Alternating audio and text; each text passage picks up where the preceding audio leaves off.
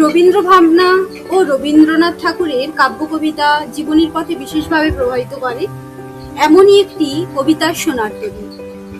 সন 1494 প্রকাশিত 40টি কবিতার সংকলন থেকে নেওয়া এই কবিতাটি। নমস্কার, আমি ইন্দিরা।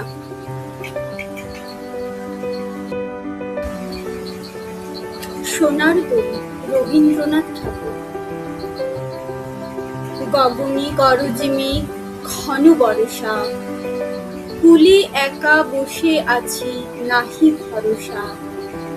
রাশি রাশি ভাড়া ভাড়া ধান কাটা হলো সারা, খরা নদী ধারা খর বরষা।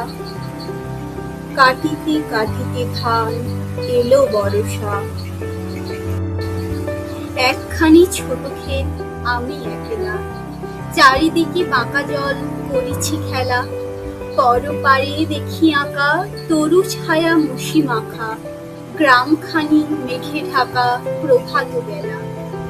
এপারিতে ছোট ক্ষেত, আমি একলা, গান গেয়ে তরি বেয়ে কে আসে পারি, দেখে যেন মনে হয় চিনি উহারি। ভরা পালে চলে যায়, কোনো দিকে নাহি যায়, ঢেউগুলি নিরুপায় ভাঙে দুধারে। দেখে যেন মনে হয় চিনি উহারে। ওগো, তুমি কোথা যাও, কোন বিদেশে, বারিক ভিড়াও তরি কুলেতে এসে।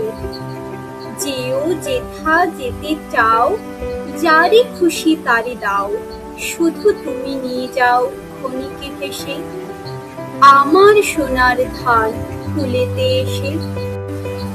যত চাও তত লও তরুণী পরে, আরো আছে আর নাই দিয়েছি ভরে।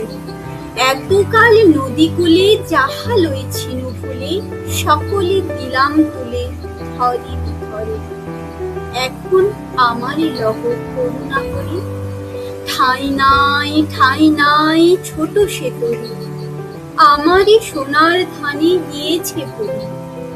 শ্রাবণ গগন ঘিরে ঘন মেঘ ঘুরে ফিরে, শূন্য নদীর তীরে রহিন করি, যাহা ছিল নিয়ে গেল সোনার তরি। নমস্কার।